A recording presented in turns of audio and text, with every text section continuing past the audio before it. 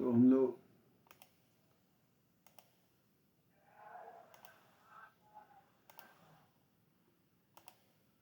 Autism spectrum disorder का हम लोग तीसरा है, उसमें किस तरह का करिकुलम डेवलपमेंट करना है। करिकुलम और सिलेबस हम लोग जानते हैं, किसी बच्चे को पढ़ाएंगे तो उसके लिए हम लोग को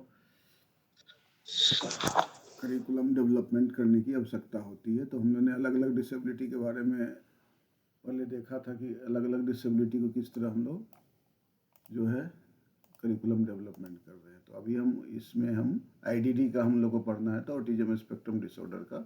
इसमें हम लोग 3.1 में हम लोग पढ़ेंगे दृष्टिकोण, पर्सपेक्टिव और कार्यकारी कार्यप्रणाली, सामाजिक संचार कौशल, पारस्परिक क्रियाएं, भावनात्मक नियंत्रण, स्वयं देखभाल, व्यक्तिगत स्वच्छता और स्वतंत्र जीवन, जो है एकेडमिक साक्षरता और गणितीय कौशल, पूर्व व्यावसायिक तैयारी, स्वाधिकारिता, सामुदायिक भागीदारी, नागरिक अधिकार, अवकाश, मनोरंजन, ये सब सारी चीज़ों को हम लोग देखेंगे। तो 3.1 में हम फिर से रिवाइज कर देते हैं। आप लोग को नोट कीजिए कहाँ तक पढ़ाई हुआ, तो कम से कम आपको जानकारी रहे, हमको भी लगे कहाँ तक पढ़ाए। तो हम लोग जो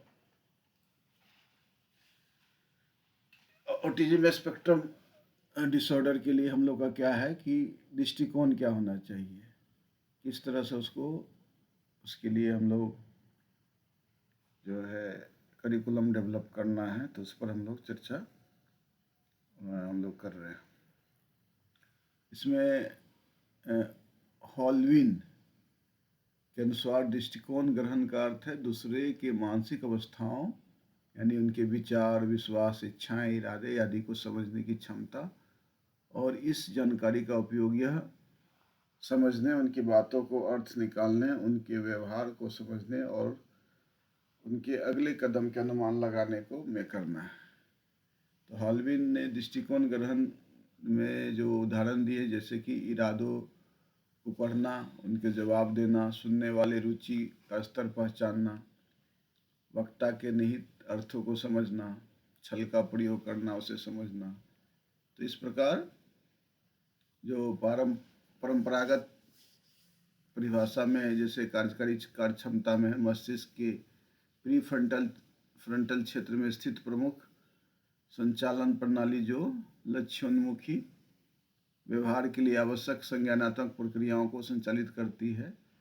तो ये इसमें यह है कि वो हर दिन आप व्यवहारों को प्रबंधित करने के लिए करते हैं, यानी हमारा क्या होना चाहिए, वर्किंग मेमोरी क्या है, टास्क इनिशिएशन क्या है, सस्टेन अटेंशन क्या है, उसका इनहिबिशन क्या है, फ्लेक्सिबिलिटी क्या है, प्लानिंग क्या है, ऑर्गेनाइजेशन क्या है, और देन प्रॉब्लम सॉल्विंग। यानी हमारा जो लक्ष्य होना चाहिए, कार्य स्मृति, कार्य प्रारंभ, निरंतर ध्यान, रोकथाम, लचीलापन, योजना संगठन और योजना बनाना, संगठित करना, समस्या समाधान करना। ये सब क्या है कि किस प्रकार जो हम ऑटिज्म से ग्रस्त छात्रों के दृष्टिकोण को ग्रहण कौशल विकसित करना है, यानी उसकी जो क्षमता है, लर्निंग कैपेसिटी है, वो कैसे स्किल डेवलपमेंट है, कैसे डेवलपमेंट हो सके। तो ऑटिज्म वाले छात्रों को अलग अलग दृष्टिकोणों से चीज़ों को देखना सिखाने से उनके सामाजिक और भावनात्मक विकास में सहायता मिल सकती है। यह विशेष रूप से महत्वपूर्ण है क्योंकि ऑटिज्म वाले छात्रों को सामाजिक संकेत पढ़ने, भावनाओं को नियंत्रित करने और दूसरों के साथ गहरे संबंध बनाने में कठिनाई होती है। तो कार्यकारी कार्य क्षमता की समझ, इसमें ऑटिज्म स्पेक्ट्रम पर मौजूद लोगों, तथ्यों और विवरणों को याद रखने में अच्छे हो सकते हैं, लेकिन उनके लिए अपनी सोच को व्यवस्थित करना और जानकारी का उपयोग करना चुनौतीपूर्ण हो सकता है। यह कार्यकारी कार्य क्षमता EF की कठिनाई कहलाता है। तो कार्यकारी कार्य क्षमता के घटक, उनके विवरण क्या है, योजना बनाना, प्लानिंग है, लक्ष्य तक पहुंचने के लिए आवश्यक कार्यों को क्रमबद्ध करना, कार्यों को उपयुक्त संसाधनों को सौंपना, दैनिक कार्यों को व्यवस्थित करना। ये हमारा प्लानिंग का पार्ट होना चाहिए। दूसरा है कि प्रॉब्लम सॉल्विंग में समस्या को पहले पहचान करना है कि किस तरह का समस्या है, उसको हल करने की रणनीति बना सकते हैं हम लोग।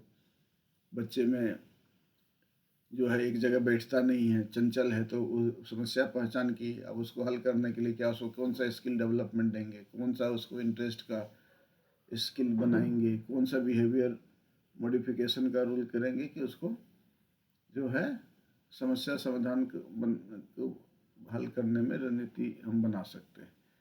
इसके अलावा हम लोग इसके लिए ध्यान, योजना, कार्य स्मृति और निगरानी जैसे कौशलों का उपयोग करना।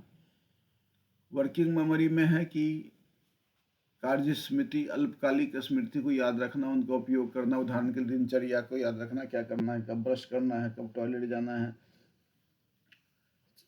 बेदिंग कब करना है, पूजा क्या करना है, स्कूल कब जाना है।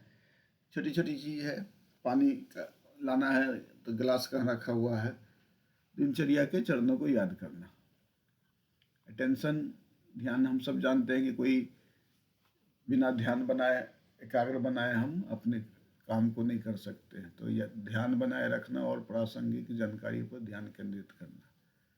ऑटिज्म वाले छात्रों के लिए संवेदी समस्याएं ध्यान केंद्रित करने में बाधा बन सकती है। इसमें क्या है, इनिशिएशन है, किसी गतिविधि या कार्य को शुरू करने की क्षमता, इसे भी करना की कार्यक्षमता से जुड़ा हुआ है। इनहिबिशन है, उसे क्या है, आवेगों को नियंत्रित कैसे करना है, भावनात्मक और शारीरिक प्रतिक्रियाओं को संयमित कैसे करना है, बदलावों को स्वीकार करना, उसका सामना करना, दिनचर्या और विचारों को कठोरता से बचना। इसके अलावा क्या है, मॉनिटरिंग में स्वचालित कार्यों की निगरानी करना, गलतियों को पहचानना और सुधार करना। ईएफ कठिनाइयों के लिए सहायक उपकरण क्या है, सहायक तकनीकी, assignment, notebook, checklist, annotated calendar, चित्रमय समय सारणी, पर्यावरणीय संशोधन जैसे कम विचलन वाले स्थानों में बैठने की व्यवस्था, प्रोजेक्ट्स को छोटे छोटे टुकड़ों में विभाजित करना, बीच बीच में समय सीमा को निर्धारित करना। सामाजिक और शैक्षिक सहायता, इसमें दृश्य सहायक पहले, फिर बोर्ड, फर्स्ट देन बोर्ड, इसके बाद सोशल नैरेटिव्स है जिसमें छात्रों को सामाजिक स्थितियों को समझने और प्रक्रिया देने में मदद करना। उदाहरण के लिए पावर कार्ड्स और कार्टूनिंग। वीडियो मॉडलिंग है, लक्ष्य कौशल का दृश्य प्रदर्शन करना। ये उपाय ऑटिज्म स्पेक्ट्रम पर मौजूद छात्रों के जीवन को सरल और प्रभावी बनाने के लिए मदद कर सकते हैं। तो इस प्रकार हम लोग 3.1 में हम लोगों ने देखा कि इस प्रकार जो है किस तरह का दृष्टिकोण होना चाहिए कि हम, और उसके जो फंक्शनल वर्क कैपेसिटी है हमारा, उसकी जो कार्य क्षमता है, किस तरह उसको फंक्शनल बनाना जिससे कि उसकी दिनचर्या है, बाकी चीज़ को ज़रूरत है, बहुत एक्सेलेंट नहीं बना लेकिन उसके काम करने लायक बनाना के लिए पर चर्चा हम लोग किए। तो ये है 3.1 curriculum development children with special needs और चिल्ड्रेन विथ ऑटिज्म के लिए।